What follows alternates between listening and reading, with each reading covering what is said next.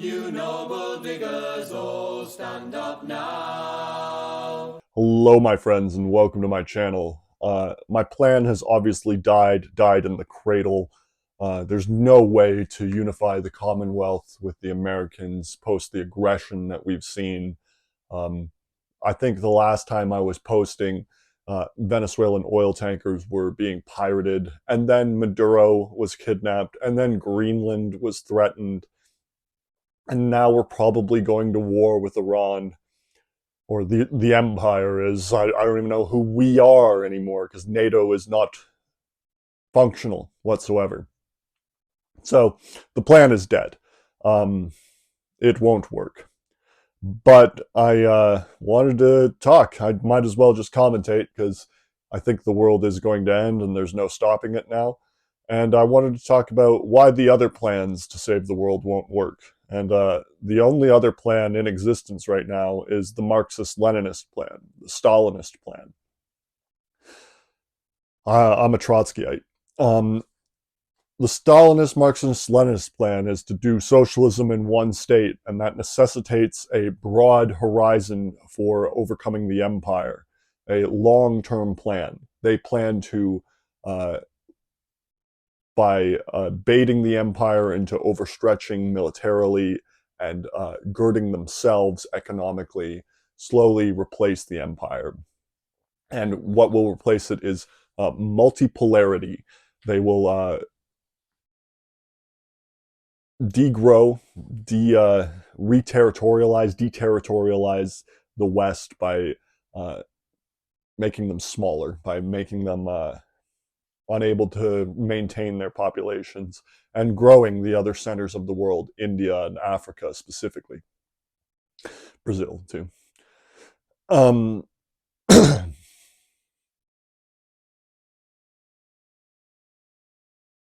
This won't work. I don't hate on the tankies. I think the tankies are right most of the time, but we do not have the time horizon to do this plan.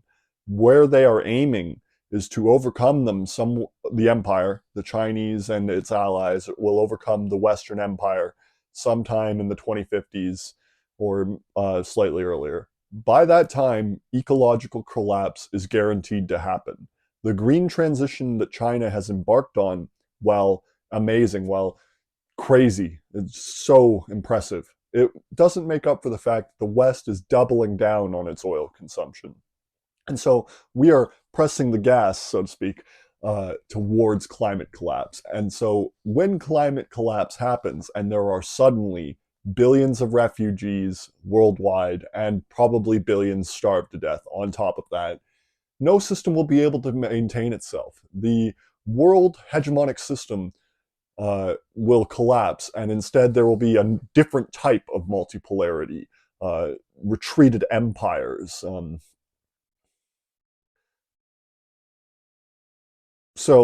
And starving people are crazy, right? And desperate. And one of them is bound to be a genius, a hero, and they will lead to keep their people alive, doing any depravity or barbarity that they deem necessary. And that will wash over communist China. That the system of providing for everyone can't provide for all 8 billion people on Earth at this point. And so the Americans are letting civilization tip over so they can rule over their portion of the Earth atop a mountain of skulls, and in conjunction with the Israelis.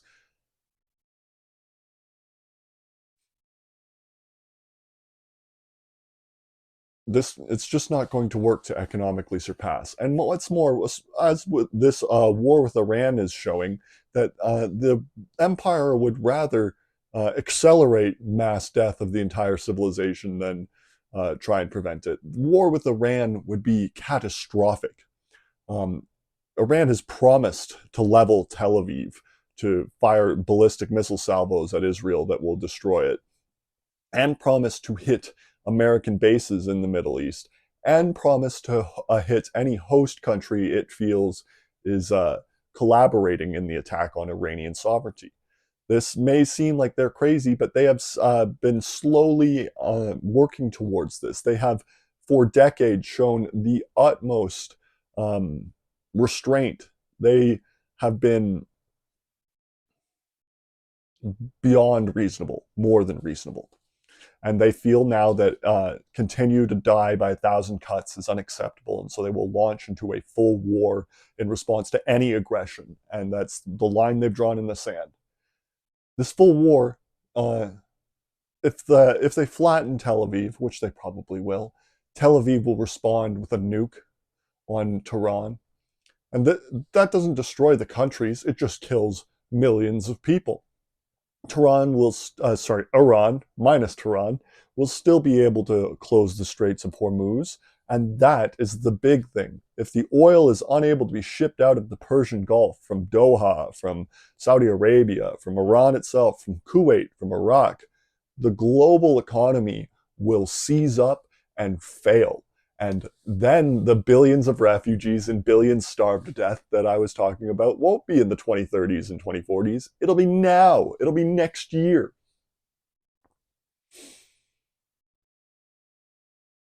So I hate to push back on my communist brothers because there's bad blood between the Marxist-Leninists and the Trotskyites, but they're incorrect this time. They've always been incorrect that socialism in one state cannot work, that it cannot overcome the global system, because there is only one system, a denomination of dollars, shekels, rubles, renminbi. You can't separate yourself from a system you have been totally enveloped in. You can't overcome a system that you are totally interested in its survival. It's why the Chinese do not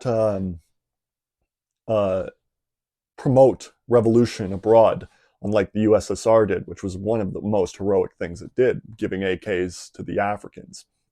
It destroyed the empires, the old European empires. But the Chinese don't support any revolution abroad. There are Indian Maoists who have control of large parts of India, and the Chinese won't lift a finger to help them. And they'll retreat behind some kind of poeticism. Their favorite is this thing about the egg, that if an egg is broken from the outside, it's a broken egg. But if it is changed from the inside, it becomes something new, right? It doesn't even make any sense, right? You crack an egg, you cook the egg. But not only that, if you think about the egg as that country that they're talking about, that's not how the world works, right? There is no America, there is no England, there is no Canada, there is the world pedophile empire, the genocidal, child trafficking elites. They know no country, they know no nation, they know no border, they know no allegiance. Just the rich versus the rest, right? And so when China tries to act on behalf of China, the poor, and the Chinese working class, it ends up doing nothing. It just becomes big, powerful. But unless it leverages that power, nothing's going to be accomplished in the time scale that we have left. And it could, we are so weak internally here in the West that for a price of one of these bridges that Xi loves putting up so much, he could coup all of the Western countries that matter. Right? The Chinese communists did not, triumph on their own. Without the USSR, they're nothing. The Russian communists were given gold marks, gold ingots, in the millions of dollars when they started out. Lenin was given German gold to start a revolution in Russia because the Germans thought that would be to their benefit. 30 years later, the red banners over Berlin. 20 years later. 25. The point is that they're wrong. The Chinese are wrong about this. And the Chinese get things wrong all the time. The one-child policy. It's okay to push back against China if you want their success. That's what they say in their own internal documents. I'm not saying that these people are traitors to the revolution or they're ignorant fools or anything like that. They've just come to a wrong determination. It's wrong. It's demonstrably wrong. It's going to lead to tragedy. And so that's why the Marxist-Leninists are incorrect about global revolution. Thank you. Have a good day. Welcome, comrade. Never forget the form.